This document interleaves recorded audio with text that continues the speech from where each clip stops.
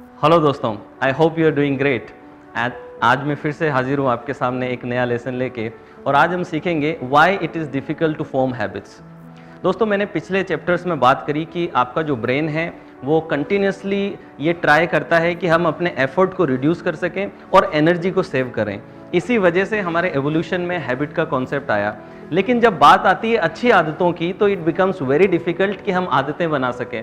आप सबको ये पता है कि आपके गोल्स तक पहुंचने के लिए कौन सी अच्छी आदतें आपको चाहिए। सुबह उठना जरूरी है, राइट ईटिंग हैबिट्स आपकी होनी चाहिए, एक्सरसाइज हैबिट्स होनी चाहिए। आपको पता है कि क्या अच्छी आदतें चाहिए, लेकिन ये पता होने के बावजूद हम उन आदतों को इंस्टॉल अपने अंदर नहीं कर पाते। इसका रीज़न क्या है, उस रीज़न को आज हम समझेंगे कि क्यों ऐसा है कि बुरी आदतें तो फटाफट लग जाती हैं, लेकिन जब अच्छी आदतों को बनाना हो तो आपका ब्रेन रेजिस्टेंस देता है और आपको सपोर्ट नहीं करता। इसका दोस्तों सबसे बड़ा प्रिंसिपल है पेन एंड प्लेजर प्रिंसिपल। आपका ब्रेन इस प्रिंसिपल पे काम करता है कि जहां पे भी पेन है उससे दूर भागना है, और जहां पे भी प्लेजर है उस चीज़ के पास हमें जाने की ज़रूरत है। मैंने पिछले चैप्टर्स में आपको बताया कि एक और प्रिंसिपल आपके ब्रेन का है जिसकी वजह से वो हैबिट बनाता है, वो है एफर्ट्स रिड्यूस करना और एनर्जी सेव करना। लेकिन बात जब पेन और प्लेजर प्रिंसिपल की आ जाती है तो सबसे पहले आपका ब्रेन ये देखता है कि जो मैं कर रहा हूं उसमें कितना लेवल ऑफ डिस्कम्फर्ट है, कितना पेन है।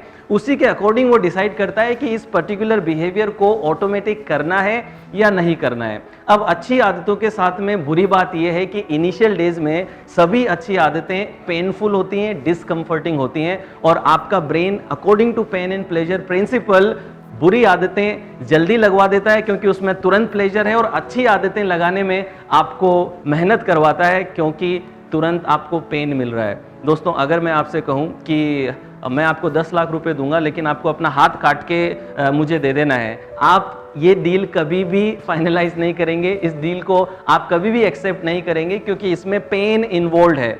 एक्सरसाइज करने में इनिशियल डेज में पेन इन्वॉल्व है। जो रिजल्ट है वो फ्यूचर में मिलेगा, आउटकम आपको फ्यूचर में मिलेगा, लेकिन करंटली क्या मिल रहा है वो आपके ब्रेन के लिए बहुत ज़्यादा इंपॉर्टेंट हो जाता है। देखिए दोस्तों, जब आप कोई डिसाइड करते हैं कि मुझे ये हैबिट लेनी है, उस समय पे आपका करंट सेल्फ, आपकी करंट आइडेंटिटी काम में आ रही है। लेकिन आप जब ये डिसाइड करते हैं कि मेरे को रिजल्ट क्या मिलेगा, वो रिजल्ट फ्यूचर सेल्फ को मिलेगा। आपके करंट सेल्फ को पेन मिल रहा है, रिजल्ट मिलेगा फ्यूचर सेल्फ को। इस वजह से आपका करंट सेल्फ जो कि एक्शन में है वो आपको रोक देता है एक्शन लेने से। तो सबसे बड़ा प्रिंसिपल जिसकी वजह से हम आदतें नहीं बना पाते वो है पेन एंड प्लेजर प्रिंसिपल। आपका ब्रेन चाहता तो है एनर्जी सेव करे, एफर्ट्स को रिड्यूस करे, लेकिन because of the pain and pleasure principle, because of the discomfort, because of the tremendous use of energy, आपका ब्रेन आपको रोक देता है। मैंने एक कर्व यहाँ पे बनाया है, ये कोई साइंटिफिक कर्व नहीं है, लेकिन आपको एक्सप्लेन करने के लिए कि एग्जैक्टली हैबिट किस तरीके से काम करती है और कैसे हम ऑटोमेटिसिटी लेवल पे पहुँचते हैं, उसको मैं इस कर्व के थ्रू एक्सप्लेन आपको करता हूँ। देखिए दोस्तों, जब आप शुरू करते हैं तो इनिशियल डेज पे जैसे जैसे टाइम जाता है और रेपिटेशन जाता है, आपका जो डिस्कम्फर्ट लेवल है वो इंक्रीज होता रहता है। मैंने पिछले वीडियो में आपको बताया कि ये एक मिथ है कि 21 डेज में हैबिट बन जाती है, जो कि साइकोसाइबरनेटिक बुक के थ्रू पूरा कल्चरल मिथ बन गया। रियलिटी में 66 डेज एवरेज लगते हैं आपको हैबिट क्रिएट करने में। तो उसके अकॉर्डिंग अगर हम जाएं तो फर्स्ट 20 डेज में जब आप अपनी हैबिट को इंस्टॉल करने की कोशिश कर रहे हैं, तो इस टाइम में आपका डिस्कम्फर्ट लेवल बहुत ज़्यादा इंक्रीज हो रहा है, क्योंकि with every repetition you are facing more and more discomfort, more and more pain. So initial days में the curve will look like this, that आपका जो डिस्कम्फर्ट लेवल है वो इंक्रीज होगा। फर्स्ट 20 डेज मैक्सिमम इंक्रीमेंट उसके अंदर आएगा, और फिर नेक्स्ट 20 डेज में कम होने लगेगा, एक पॉइंट पे ये पीक पे आएगा और फिर नीचे आने लगेगा, एंड लास्ट 20 डेज में ये सिग्निफिकेंटली रिड्यूस होता रहेगा। आप ऑटोमेटिसिटी की तरफ जाएंगे, एंड एक पर्टिकुलर टाइम पे 66th डे पे आप कंप्लीटली ऑटोमेटिक इस हैबिट को कर देंगे, यानी कि no use of will power, no use of energy, no use of extra conscious effort. तो ये पाथ आपकी हैबिट लेती है। तो जो इनिशियल 20 डेज हैं, ये 20 डेज डीकंस्ट्रक्शन के, डिस्ट्रक्शन के डेज हैं। आपको अगर घर को रिनोवेट कराना हो तो इनिशियल डेज में जब आप घर को रिनोवेट कराएंगे तो बहुत सारा नॉइज होगा, बहुत सारा मैसीनेस होगा, बहुत सारे डिस्कम्फर्ट से आपको गुजरना पड़ेगा, क्योंकि lot of dismantling is happening.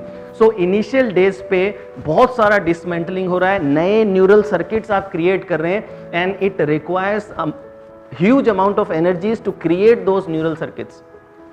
तो इसको अगर अपन एक एनोलॉजी से समझें तो आप समझिए कि एक स्पेस शटल को अगर मुझे ऑर्बिट में भेजना है तो वो जितना भी फ्यूल पूरे रास्ते में यूज़ करेगा उसका 80% फ्यूल वो पहले 60 सेकंड में, 90 सेकंड या 60 सेकंड में वो 80% फ्यूल यूज़ कर लेता है। क्यों? क्योंकि जब वो ऊपर जा रहा है तो अर्थ का जो ग्रेविटी है वो ग्रेविटी उसको अपनी तरफ पुल कर रहा है, और अर्थ के ऑर्बिट से बाहर भेजने के लिए उसको एस्केप वेलोसिटी में जाना पड़ेगा, तभी वो ऑर्बिट से बाहर जाएगा और नेचुरली बिना एफर्ट के ऑर्बिट करने लगेगा।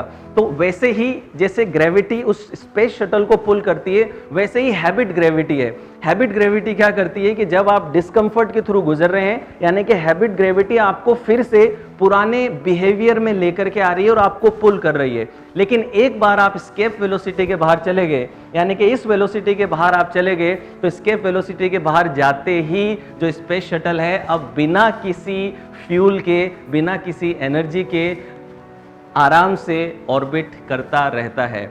Same is true with automaticity as well.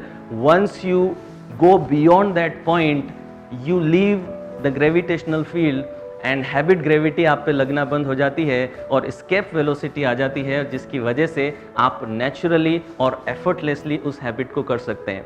तो इसके लिए यहाँ पे ज़रूरी हो गया है कि जो पहले 20 डेज़ हैं वो बहुत ज़्यादा क्रूशल हैं किसी भी हैबिट को क्रिएट करने में। मैं आने वाले चैप्टर्स में डेफिनेटली आपको टेक्निक्स बताने वाला हूँ कि क्या टेक्निक्स, क्या स्टेप्स आपको यूज़ करने, ताकि जो फर्स्ट 20 डेज़ हैं आपके बहुत ईजिली आप निकाल पाएँ। फिलहाल के लिए इतना ही। मैं आपको अब नेक्स्ट वीडियो में मिलूंगा स्टेप्स के साथ कि क्या स्ट्रैटेजी आपको फॉलो करनी है जिससे आप हैबिट्स पे मास्टरी कर सकते हैं। Till then take care, make sure you apply the techniques that I have shared, and now I will see you in the next class.